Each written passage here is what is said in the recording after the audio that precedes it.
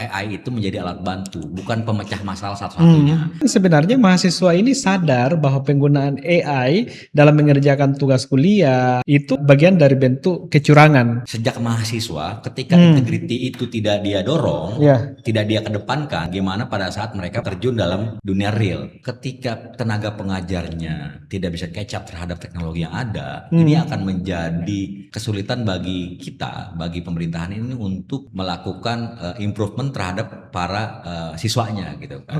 Saya tadi sampaikan, jangan sampai nanti bonus demografi kita ini menjadi bola salju di kita.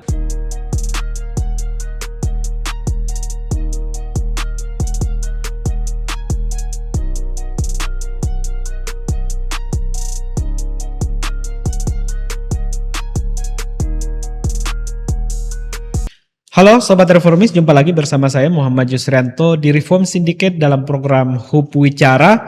Hura! Kali ini kita kedatangan tamu yang sangat luar biasa, tamu spesial sebagai narasumber Reform Syndicate kali ini, yaitu Bang Dr. Ferdian Agustina. Apa kabar Bang? Sehat? Alhamdulillah, sehat. Alhamdulillah, terima kasih banyak Bang atas kehadirannya di tengah kesibukan-kesibukan yang sangat luar biasa. Jadi Bang Ferdian ini sekarang menjabat sebagai Corporate Transformation Group Head PT Angkasa Pura Indonesia. Beliau juga sebelumnya sebagai Direktur PT Angkasa Pura Sarana Digital APSD sejak 2019 sampai 2024. Nah, beliau fokusnya di digital implementation. Keahlian utama beliau yaitu statistik, manajemen strategi, dan implementasi digital. Nah, jadi sedikit mengulas background beliau, juga sebagai Digital Leadership Academy, alumnus program prestisius DLA ya. DLA pada tahun Kominfo. 2021 dari Kominfo itu. Komdigi sekarang. Ya, sebelumnya Kominfo. Nah, untuk stream Tsinghua University. Kemudian beliau aktif mempublikasikan berbagai macam riset ilmiah yang menjembatani ilmu statistik dengan manajemen praktis, terafiliasi dengan universitas terkemuka seperti Unpad, Universitas Pajajaran. Beliau alumnus Unpad 2001 ya, 2001, dan Universitas Bina Nusantara.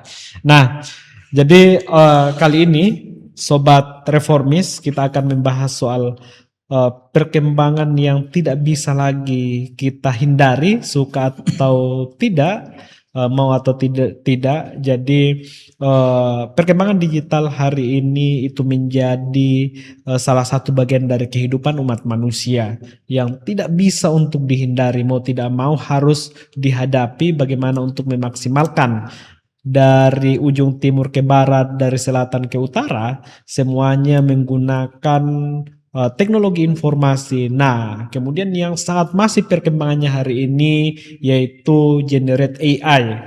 AI yang kemudian mempermudah jalannya aktivitas sehari-hari, walaupun banyak juga yang kemudian dibuat instan bagi yang mereka tidak memanfaatkannya itu dengan baik. Nah, menurut data Bang, jadi devaluasi gelar akibat penggunaan AI dalam tugas. Ini dalam konteks mahasiswa nih. Nah, kita juga berangkat dulu dari kalangan mahasiswa yang hari ini tuh Gen Z. Gen Z. Ya. Nah, kalau secara populasi penduduk Indonesia, jumlah Gen Z itu ada 27,9%, kemudian untuk generasi milenial sekitar 25%.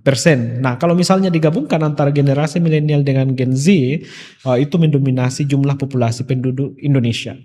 Nah, di kalangan mahasiswa, mayoritas dan hampir semuanya kayaknya itu hampir semuanya adalah Gen Z. Itu sekitar 59% mahasiswa meyakini bahwa jika alat AI digunakan secara rutin untuk menyelesaikan tugas kuliah, hal itu akan mengurangi nilai sejati dari gelar yang mereka peroleh. Ya kan, banyak yang mengerjakan skripsi, tesis dengan menggunakan AI. Nah, gimana kira-kira itu Bang? Oke, baik. saya juga kebetulan dosen di salah satu universitas swasta di Jakarta gitu. Banyak sekali mahasiswa itu yang kami berikan tugas, itu saya melihat kan kalau AI itu sangat ada patternnya, sangat terlihat patternnya, itu menggunakan artificial intelligence. Dan memang itu tidak bisa dipungkiri karena memang di zaman sekarang lagi-lagi kita sekarang sudah sangat ketergantungan dengan yang namanya kecerdasan buatan. Kita perhatikan, kita kadang-kadang mau nanya nih, kalau saya mau milih mobil A atau mobil B, kita tanya. Kalau mau milih olahraga A atau olahraga B yang lebih bagus nih, itu lah. Itu dan AI dalam waktu hitungan detik cepat banget menyajikan antara perbandingan item-item mana keunggulan dan mana kekurangan. Betul, itu langsung ada jawaban. Nah, ini yang menjadi tantangan bagi para pengajar, para dosen, dan para mahasiswa menurut saya. Karena kenapa? Sebaiknya saya sudah beberapa kali sampaikan dalam kelas bahwa sebaiknya mahasiswa AI itu menjadi alat bantu untuk koreksi. Misalkan begini, ketika kita ingin melakukan satu analisa atau membaca satu paper, kita baca terlebih dahulu, baru koreksi melalui AI. Lihat dari AI, membandingkan. Jangan melulu semuanya langsung diresumekan kepada AI. Jadi yang terjadi apa? Adalah kognitif kita itu akan menurun. Karena otak kita ini tidak digunakan kembali untuk berpikir. Nah, ini tercermin ketika ujian lisan, Bang. Jadi saya menugaskan mahasiswa, saya ujinya melalui lisan, dan mayoritas hampir di atas 50%, mereka tidak bisa menjawab atau menjelaskan kembali apa isinya, maksud dari tulisan mereka apa. Itu menjadi bahaya. Berarti artinya mahasiswa hari ini, khususnya yang dihadapi sama Bang Ferdian ini, mereka mengerjakan secara tertulis itu dengan sangat baik, tetapi ketika misalnya diminta untuk menjelaskan dalam bentuk critical analitik, mereka gagap dan hampir nggak bisa. Iya, betul sekali. Ada penelitian dari MIT, saya lupa, itu bahwa hampir 50% seseorang yang menggunakan AI, dia tidak tahu isinya. Dia langsung copy paste, kirim dan submit begitu kan. Nah, ini yang menjadi bahaya menurut saya. Karena memang lagi-lagi tujuan dari pendidikan adalah melatih kognitif kita, akal kita untuk mempunyai satu analytical thinking yang baik, sehingga nanti pada saat lepas dia dari status mahasiswanya bisa bersaing dan bisa bertarung di dunia real gitu. Ya. Dan juga dalam dalam penelitian ada 54% mahasiswa yang menganggap bahwa penggunaan AI dalam tugas kuliah sebagai bentuk kecurangan. Dalam artian sebenarnya mahasiswa ini sadar bahwa penggunaan AI dalam mengerjakan tugas kuliah itu bagian dari bentuk kecurangan. Nah, jadi kalau misalnya seperti itu kan sebenarnya dalam dunia kampus, dalam dunia intelektual itu mengikis kredibilitas. Khususnya misalnya mengerjakan skripsi, ya kan, mengerjakan skripsi kemudian menggunakan AI, ya kemudian dapat ijazah. Nah, itu kan bagian dari bentuk kecurangan yang kemudian tidak mampu untuk mempertanggungjawabkan akademik yang sudah gelar akademik yang sudah diperoleh. Betul Bang. Jadi gini, kalau saya baca nih, ini penelitian dari MIT ya kalau tidak salah ya. Itu hampir 83% pengguna ChatGPT tidak mampu mengutip satu kalimat pun dari esai yang mereka tulis. Lalu konektivitas otak mereka turun 79 ke 42, artinya turun 47%. Artinya kognitif mereka, otak mereka itu tidak jadi turun kemampuan kecerdasannya karena hampir setiap permasalahan mereka tanya, hampir setiap soal mereka tanya. Nah, masuk ke dalam integritas, sebenarnya integritas atau integrity itu adalah satu level tertinggi dari kehidupan kita gitu kan. Artinya sejak mahasiswa ketika integriti itu tidak dia dorong, tidak dia kedepankan, tidak mahasiswa kedepankan, gimana pada saat mereka pada terjun dalam dunia real. Mereka ini kan akan 2045 ini akan menjadi calon-calon pemimpin bangsa kan. Ada yang menjadi pemimpin korporat di BUMN, di swasta, ada yang menjadi wali kota, ada yang menjadi presiden mungkin ya di sana. Nah ini yang perlu kita awasi dan hati-hati ketika Indonesia Emas 2045 ini jangan sampai salah menyikapi. Jangan sampai salah urus juga teman-teman dari Gen Z. Gitu. Iya. Tapi kalau misalnya dilihat kecenderungan ataupun budaya mahasiswa hari ini yang berangkat dari Gen Z, apakah Indonesia Emas 2045 itu bisa terrealisasi dengan keinstanan generasi hari ini di kampus? Saya pikir begini, ini kita baru dimulai dan belum terlambat menurut saya untuk memberikan satu pemahaman kepada teman-teman mahasiswa. Memang kan ada dua sebenarnya memang yang perlu didorong adalah governance-nya. Governance terkait dengan penggunaan artificial intelligence. Jadi governance yang pertama adalah terkait dengan technical governance, baik itu cyber security dan seterusnya, data gitu kan. Yang kedua adalah terkait dengan psikososial.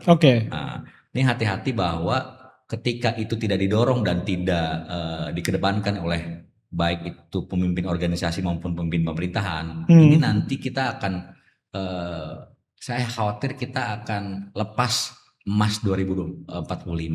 Teman-teman mahasiswa juga harus didorong dan harus dikedepankan bahwa AI itu menjadi alat bantu, bukan pemecah masalah satu-satunya. Tetap adalah kemampuan diri mereka, kemampuan otak mereka, kognitif mereka, baik itu soft kompetensi maupun hard kompetensi, itu perlu dikedepankan. Dalam World Economic Forum 2030, World Economic Forum 2026 kemarin, untuk skill set di 2030, itu 10 kompetensi teratas, itu 7 kompetensi soft kompetensi, artinya kepemimpinan, lalu analytical thinking. Hanya 3 kompetensi yang hard kompetensi. Jadi berarti semuanya itu soft kompetensi. 7 dari 10. 7 dari 10. Mendominasi ya. Mendominasi. Soft kompetensi itu adalah, saya pribadi melihat itu adalah menjadi tonggak atau sesuatu hal yang sangat penting untuk lebih dikedepankan gitu kan. Ya berarti kan artinya ketika kita berbicara soal perbaikan generasi ke depannya, itu tidak lepas dari bagaimana pemerintah mengeluarkan dan menerapkan kebijakan-kebijakan untuk memperbaiki sistem pendidikan kita. Bukan hanya di tingkatan kampus, tetapi juga tingkatan SMA dan sederajat, SMP dan sederajat, SD dan sederajat. Dalam artian bahwa ini harus diperbaiki sistem dalam konteks untuk menghadapi perkembangan teknologi AI, supaya karakter, kan tadi 7 poin dari 10 yang kemudian hasil dari Economic Forum, bagaimana Indonesia Emas ke depannya bisa terrealisasi, berarti kan ini tidak lepas dari bagaimana membentuk, menciptakan karakter generasi hari ini untuk ke depannya. Betul. Saya coba bacakan kembali mengenai hasil dari top 10 fastest growing skills 2030. Itu yang pertama adalah AI and Big Data, Network and Cyber Security, Technological Literacy. Artinya 3 itu hard kompetensi. Nah, dari 4 sampai dengan 10, creative thinking, resilience, flexibility, agility, curiosity, leadership, talent management, analytical thinking, dan environmental stewardship, itu adalah soft kompetensi. Itu yang menjadi bisa kita katakan pijakan bahwa pemerintah ketika nanti ingin mengeluarkan satu kebijakan dalam hal pendidikan masuk ke sana. Betul sekali bahwa sekarang kalau tidak salah di sekarang itu ada di level SMP, SD sudah mulai ada coding gitu kan. Coding itu adalah hard kompetensi menurut saya. Hard kompetensi itu walaupun tidak semuanya nanti akan menjadi developer, tapi dia sudah dilatih untuk menjadi untuk memiliki analytical thinking yang cukup baik, cukup bagus gitu kan. Nah, lagi-lagi bahwa teknologi sekarang itu menurut saya harus dirangkul, bukan lagi menjadi nanti ketika kita menggunakan AI seperti ini negatifnya. Artinya teknologi sekarang harus dirangkul. Gimana caranya agar teknologi itu memberikan kontribusi yang positif terhadap umat, terhadap masyarakat dan terhadap pemerintahan. Karena lagi-lagi begini, dalam dunia industri itu ketika teknologi diterapkan, AI diterapkan itu sangat berpengaruh terhadap kecepatan dari result, dari output, dan juga mereduce cost yang cukup baik gitu. Jadi memang pemerintah juga perlu, sekarang menurut saya pemerintah sudah cukup baik karena memang sekarang pendidikan sudah mulai fokus teman-teman di level pemerintahan, lalu juga jangka panjangnya itu diberi saat kan kalau kita mau punya otak yang cerdas, itu lagi-lagi asupan harus baik gitu. Asupan harus baik, artinya diberi nutrisi yang cukup baik, dan itu kalau menurut saya pemerintah sudah mulai masuk ke sana gitu. Berarti kan sebenarnya pemerintah hari ini sudah mencoba untuk membangun sistem di dunia pendidikan kita bagaimana supaya para generasi muda yang masih kuliah, yang masih sekolah itu memiliki karakter, memiliki modal untuk bagaimana menjawab tantangan-tantangan perkembangan zaman, khususnya AI yang lagi masif hari ini itu. Iya. Jadi kalau saya boleh cerita Bang, jadi waktu saya mahasiswa itu belum ada AI ya? Belum ada AI. Apalagi waktu kuliah dokter. Media sosial juga masih Facebook mungkin. Masih, iya. Friendster. Oh, Friendster. Oke. Facebook sudah ada.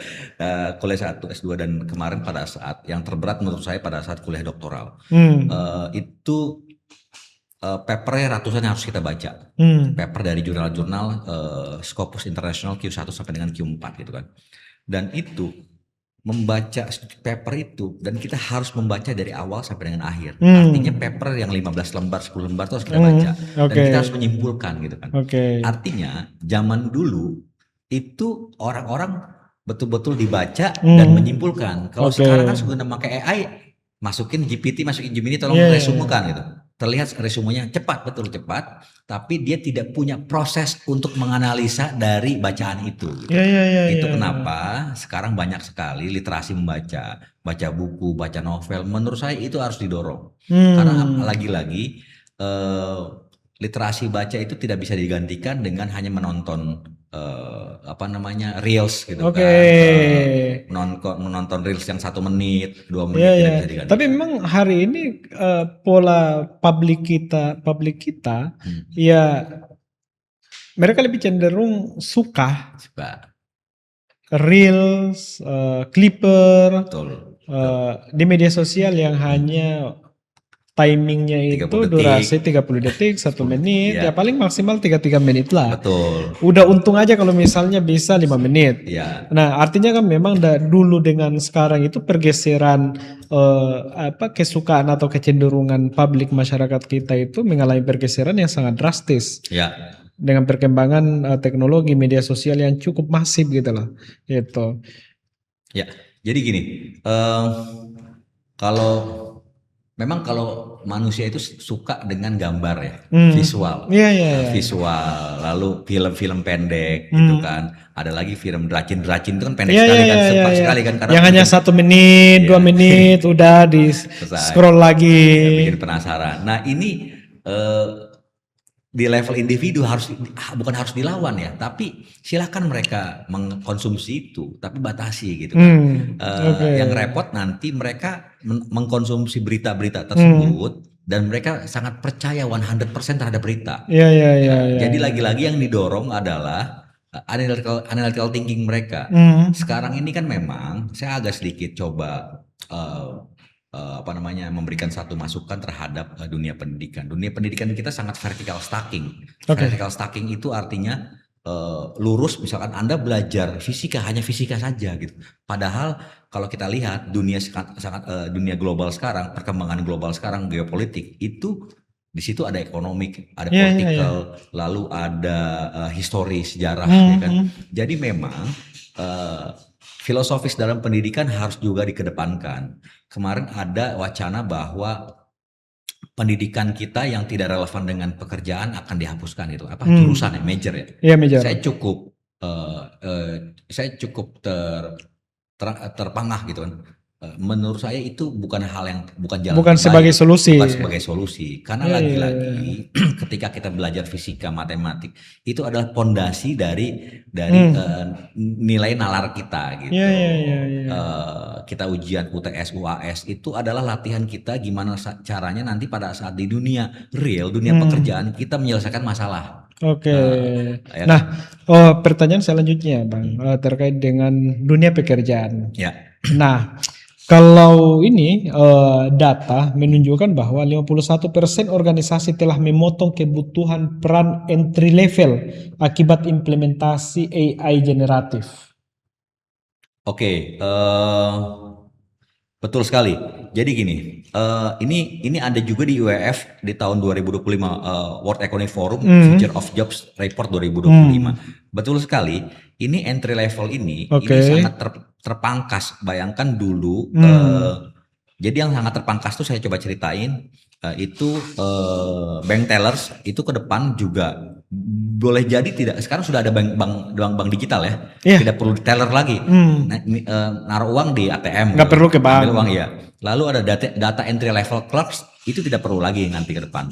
Nah ini harus hati-hati. Lalu yang paling terasa adalah graphic design. Graphic design turun, dia masuk ke dalam white collar di 2025 ini yang berpotensi akan tergantikan, akan hilang gitu kan. Tapi saya rasa itu saya belum lihat itu gitu. Lalu lagi-lagi legal secretary. Jadi sekretaris itu ke depan udah nggak terlalu dibutuhkan. Iya. Nah, memang yang diperlukan oleh pemerintah sekarang dan organisasi baik itu kampus maupun di level korporasi itu adalah menyiapkan orang-orang ini untuk shifting skill. Shifting skill. Jadi harus ada dua. Tadi saya sampaikan bahwa level kebijakan atau governance yang untuk perlindungan data AI, lalu governance terkait dengan psikososial, yaitu ketika teknologi diterapkan dampaknya terhadap karyawan, terhadap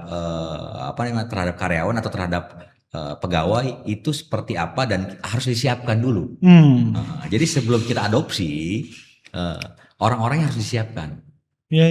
Jangan sampai nanti shifting dan orang-orang tidak bisa catch up terhadap dunia teknologi. Ini kan sebenarnya sama seperti revolusi industri ketiga kemarin. Kan bahwa mesin sudah menggantikan manusia gitu kan. Lalu mesin-mesin traktor menggantikan hewan dan manusia. Ini kan sama saja seperti kemarin gitu kan. Hanya ini lebih cepat. Betul. Itu kan yang kemudian menjadi salah satu kritikan ketika misalnya di Kementerian Kemendikbud sebelumnya menerapkan sistem pendidikan berbasis teknologi, berbasis IT.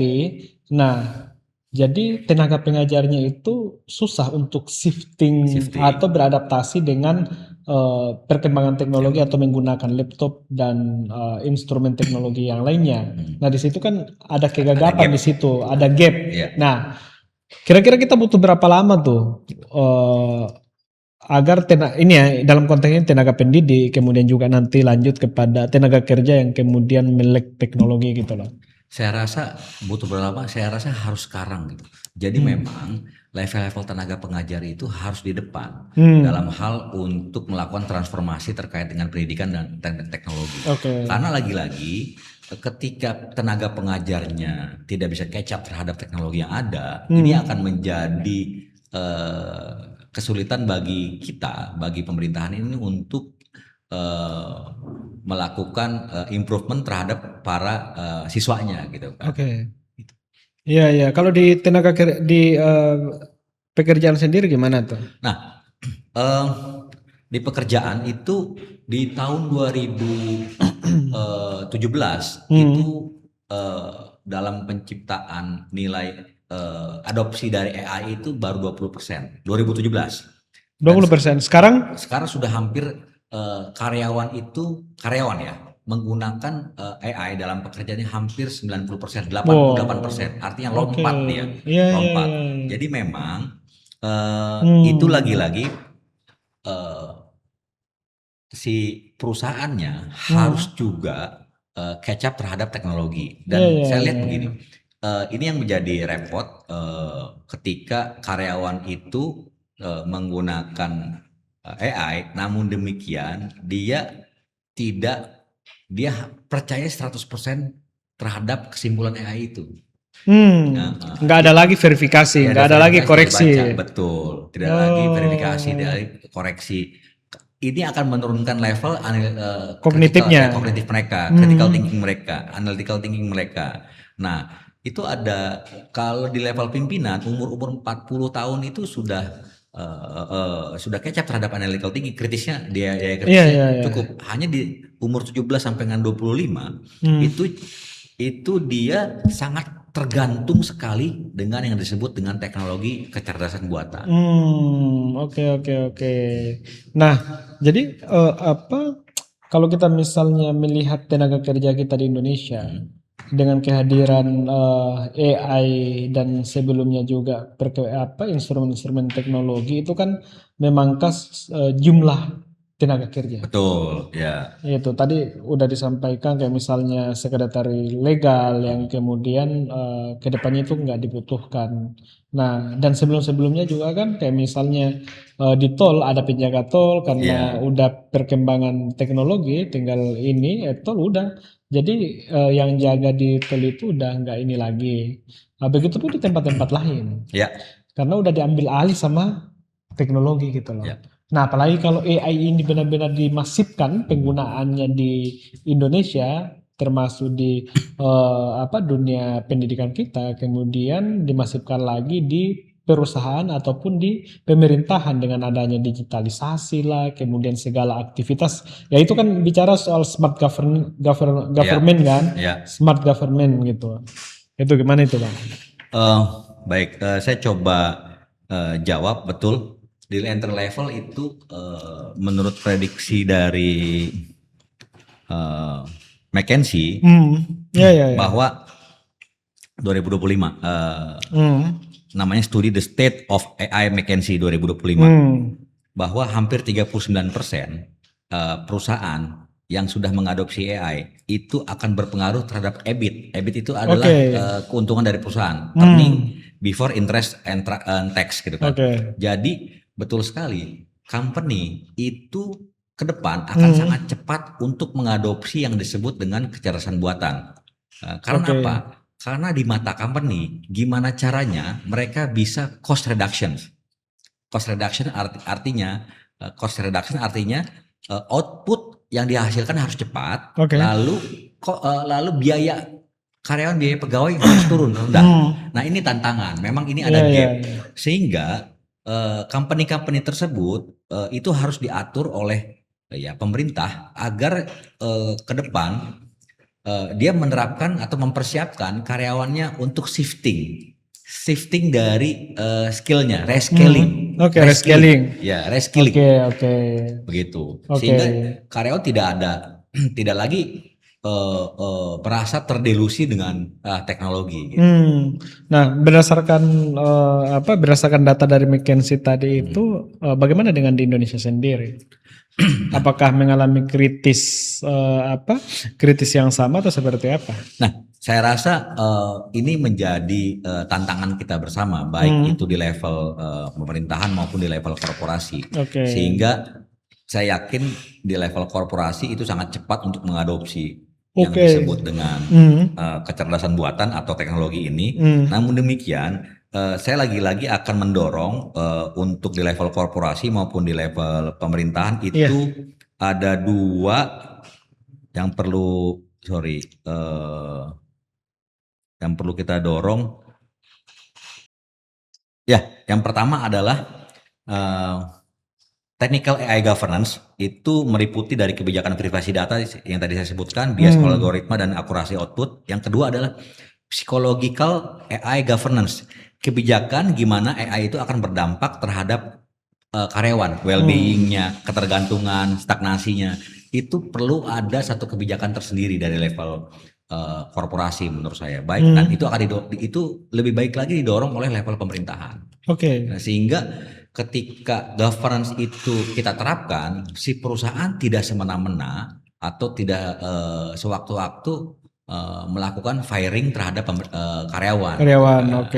Jadi dia harus mempersiapkan terlebih dahulu fondasi itu. Yang jadi masalah itu kalau nggak dipersiapkan terlebih dahulu, sehingga firing itu bisa firing massal karena udah nggak produktif gitu. Ya, dianggap tidak produktif di level tataran entry level ya. Iya. Nah, kemudian dengan ini perkembangan teknologi itu kan juga mengikis atau mengurangi cost production gitu lah. Betul. Iya kan? Betul. Nah, jadi banyak perusahaan-perusahaan yang kemudian karena udah berbasis teknologi, bagi pekerja yang nggak bisa beradaptasi dengan instrumen teknologi yang digunakan, ya makanya kena firing lah, kan gitu. Nah, tapi kalau di Indonesia sendiri, apakah perusahaan-perusahaan baik itu BUMN maupun non BUMN sudah menerapkan seperti di negara-negara lain, kayak misalnya kita mengenal India yang kemajuan teknologi komunikasinya itu kan sangat terkenal kan, gitu. Cepat ya, maju ya. Cepat secara teknologi komunikasi gitu. Jadi ada beberapa skills yang menurut saya itu cukup challenging untuk digantikan oleh AI. Jadi gini, skill-skill seperti hospitality itu hanya manusia tuh yang bisa tuh. Hospitality, human touch gitu kan. Itu hanya manusia tuh yang bisa yang bisa mempropos, yang memandu. Nah, kalau untuk robotik, untuk di situ, di level itu, di skill itu kayaknya akan kaku gimana gitu. Sentuhannya beda. Nah, ini yang yang harus dikedepankan dari korporasi. Kalau di BUMN saya rasa itu untuk level reskilling udah cukup ada. Contohnya di kami mereskilling karyawan-karyawan yang shifting kemampuannya gitu kan. Jadi hospitality ke depan, lalu juga pemanfaatan AI seperti apa, memanfaatkannya agar bisa lebih produktif. Saya rasa kalau di BUMN, ya saya nggak tahu di level BUMN mana, tapi kalau di Angkasa Pura sendiri gimana? Kita menggunakan konsep reskilling tadi, reskilling. Dan itu cukup efektif. Cukup efektif. Sampai dengan sekarang kita juga melakukan satu predictive maintenance. Kita mulai masuk ke level artificial intelligence untuk predictive maintenance. Lalu melihat terkait dengan manajemen by traffic. Jadi ketika traffic rendah di sini penuh, nanti pindah dia dari sini ke sini untuk para petugasnya. Itu lebih kepada deteksi yang lebih cepat ya? Iya. Jadi itu akan mereduce cost. Berarti di Angkasa Pura itu semuanya udah berbasis teknologi yang efisien dan efektif lah. Ya, kita sudah mulai belum semua. Kita sudah mulai beranjak ke sana dan saya rasa selama 5 tahun ke depan ini akan dampaknya akan sangat terasa. Karena kita sudah menjalankan model transformasi yang transformasi yang pertama adalah orangnya, people-nya. Kita melakukan transformasi, reskilling, peningkatan kapasitas, lalu terkait dengan proses yang seamless. Jangan lagi proses jelimet gitu kan. Apa yang menjadi tantangannya, Bang? Tentunya lagi-lagi semua di strategic management itu orang. Manusianya ya. Manusia, memang orang. Karena memang begini, kadang-kala ada orang yang mental block dan mau nerima. Iya. Kalau teknologi kita bisa beli om. Tapi kalau manusia? Manusia kita harus rawat dia. Iya. Yang deadwood kita rawat, kita perbaiki agar bisa jalan bareng. Iya. Oke, nah kemudian selanjutnya Bang, bahwa ini kan kita menghadapi bonus demografi ya. Puncak-puncaknya bonus demografi itu 2030, yaitu usia produktif generasi yang mendominasi hari ini Gen Z, kemudian generasi milenial. Tetapi kalau misalnya kecenderungannya itu adalah instan, nah apakah bonus demografi ini bisa dimanfaatkan yang kemudian memberikan banyak keunggulan, banyak manfaat ke pembangunan bangsa, atau malah karena eh, generasi yang yang mengalami bonus demografi ini udah berbasis instan, makanya lebih banyak dampak negatifnya ke pembangunan negara. Jadi produktivitasnya enggak ini. Nah, kalau saya memandang begini, memang ini kan ini sebenarnya sama terjadi dengan pada saat revolusi industri 3.0 kemarin gitu kan. Jadi di Amerika sana terjadi shifting yang tadinya dikerjakan oleh manusia dikerjakan oleh mesin. Nah, sekarang ini sekarang ini kembali terulang, dan sekarang kecepatannya 4 kali lipat dibandingkan dulu. Artinya kecepatan untuk shifting itu sangat cepat. Dan ini lagi-lagi saya tadi sampaikan, jangan sampai nanti bonus demografi kita ini menjadi bola salju di kita.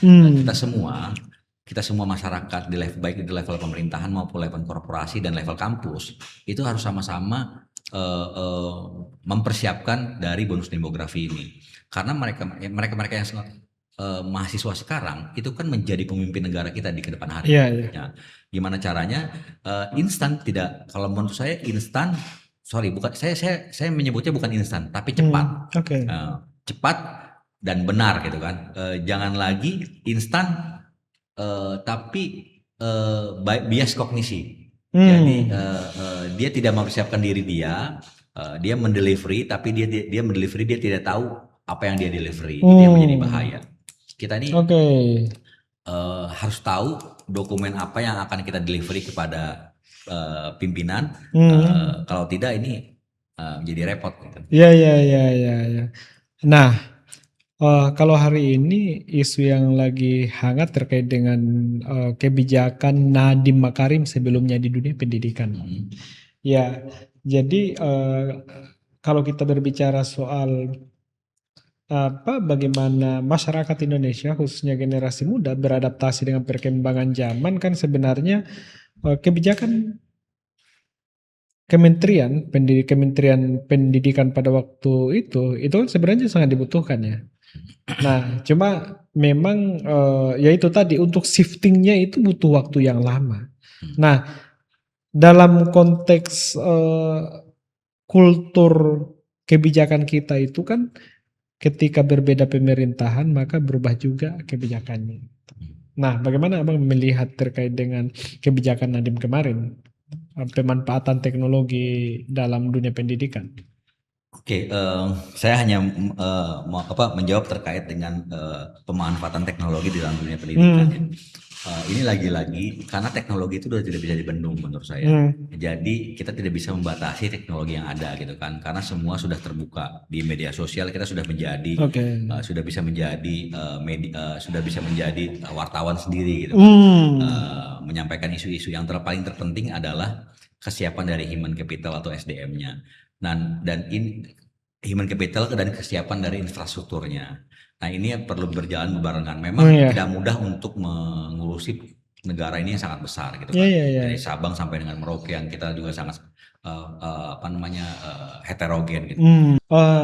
Ya, kita ketahui Indonesia itu cukup besar dengan jumlah penduduk sekitar 280 juta atau udah menuju 300 juta. Kemudian berbagai macam etnik, suku, kedaerahan yang begitu majemuk. Kemudian juga kita bisa melihat bahwa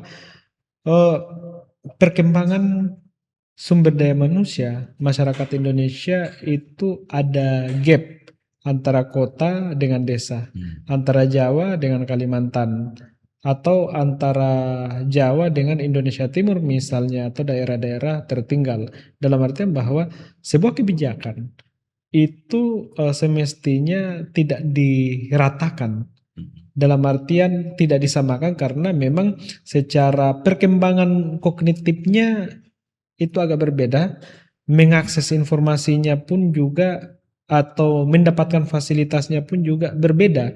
Jadi ketika ada sebuah kebijakan yang diterapkan kemudian berlaku ke semua dunia pendidikan Indonesia di berbagai macam daerah dari Sabang sampai Merauke. Nah, itu kan kemudian semakin mengentalkan gap gitu loh. Betul. Memang gap di kita di pendidikan itu cukup terasa.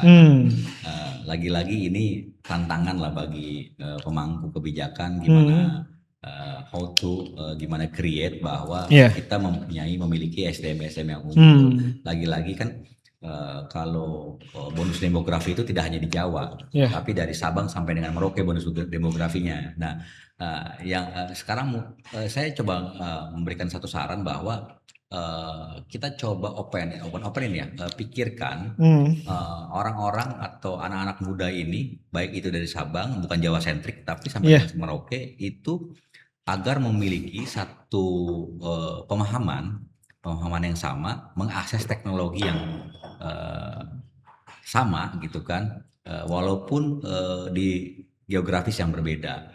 Dan lagi-lagi sekarang ini kalau saya lihat untuk membantu kecerdasan para anak-anak ini itu diberikan satu nutrisi yang cukup baik, nutrisi yang cukup baik, dan pemerintah sudah masuk ke sana gitu.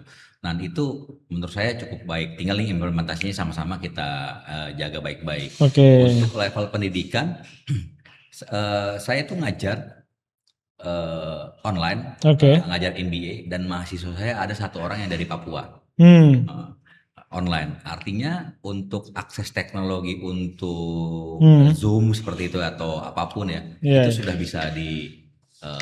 bisa diakses sama teman-teman sana gitu. Nah, saya belum tahu juga kalau di pelosok seperti apa, tapi at least ini menjadi tanggung jawab kita bersama lah. Ya. Nah, kemudian ini kan salah satu proyek atau program mercusuar pemerintah hari ini yaitu MBG. Nah, bagaimana MBG ini bisa berjalan dengan baik, kemudian itu berbasis IT, gitu. Oke, baik. Itu yang saya coba tadi tekankan bahwa niatnya sangat luhur, membagikan satu gizi kepada masyarakat yang membutuhkan, baik itu ibu-ibu hamil maupun para sekolah, lansia, gitu kan. Mereka yang biasa belum pernah makan daging sekarang gitu kan. Nah, gimana caranya agar itu terdistribusi dengan baik? Salah satu caranya adalah benar sekali dengan teknologi. Dan teknologi itu ketika dimanfaatkan dengan sangat baik itu bisa sekali. Bayangkan kita jangan jauh-jauh berbicara AI ya. Yang tadi saya tekankan bahwa kita bicara mengenai governance dulu. Jangan sampai nanti ketika kita membagikan satu bantuan sosial atau apapun namanya seperti MBG, itu kita salah sasaran. Dan itu kan harus dibantu oleh teknologi. Ada monitoring dan evaluasi, kemudian menggunakan teknologi. Ini kan yang jadi tantangan adalah sekarang kita membagikan banyak sekali orang yang tidak membutuhkan. Kalau yang orang membutuhkan sangat tepat. Nah ini lagi-lagi betul adalah data governance-nya harus tepat dulu. Betul sekali, teknologi mesti di depan juga. Teknologi itu adalah enabler, pendukung. Gimana caranya kita bisa tepat sasaran dan tepat waktu. Ya dalam arti memang MBG ini ketika misalnya kita bicara soal tata kelolanya ke depannya supaya lebih baik dan lebih bagus lagi, ya memang harus berbasis teknologi untuk melakukan monitoring dan evaluating. Nah, jadi kan dalam konteks MBG ini kan itu membuka job opportunity yang sangat luar biasa. Kemudian bagaimana pertumbuhan ekonomi didukung dari daerah-daerah, dari desa-desa, kan gitu. Nah, apakah ketika kita berbicara soal worker di MBG itu sangat membutuhkan pemahaman teknologi atau seperti apa? Ya. Untuk para yang ngurus ya, saya rasa pemanfaatannya bukan masuk ke dalam pemahaman yang sangat dalam ya, tapi at least mereka tahu lah gitu, untuk memanfaatkan itu, dan itu nanti bukan di level yang terbawah mungkin yang untuk memanfaatkan ya, ada evaluasi yang ya gimana caranya biar itu termonitoring kan itu aja sebenarnya. Jadi tidak juga orang-orang dapur semua harus paham itu. Ya, apalagi yang masak ya. Masak ya nggak perlu, tapi artinya di level-level tertentu pemanfaatan itu harus diterapkan dan Pelaporan. monitoring. Oke, ya. Aja menurut saya sih. Nah, kira-kira Bang, kalau kita berbicara soal teknologi hari ini, khususnya di dunia pendidikan dan dunia kerja, apa yang menjadi aspek solusi atau rekomendasi taktis? Termasuk juga bicara soal kesiapan kurikulum kita supaya memang generasi muda ke depannya, generasi kita itu benar-benar mampu untuk memanfaatkan, mengoptimalkan teknologi, bukan hanya berbicara soal bagaimana mereka di dunia kerja, tapi juga bagaimana berkontribusi dalam pembangunan bangsa ke depannya. Oke, di level pendidikan ya. Bahwa sebenarnya teknologi yang pemanfaatan teknologi di level pendidikan sekarang, baik itu kecerdasan buatan atau AI, itu sudah tidak bisa dibendung lagi menurut saya.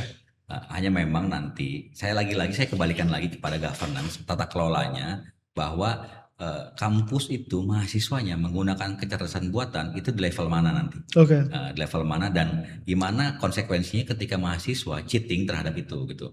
Lalu yang berikutnya adalah ini harus juga dosen harus cukup cerdik untuk memberikan satu tugas atau ujian agar tidak mahasiswanya itu berpotensi untuk cheat gitu. Jadi ini yang perlu didorong. Yang berikutnya adalah sebenarnya yang perlu kita dorong adalah bertransformasi di level tenaga pendidik dan mahasiswa. Kenapa?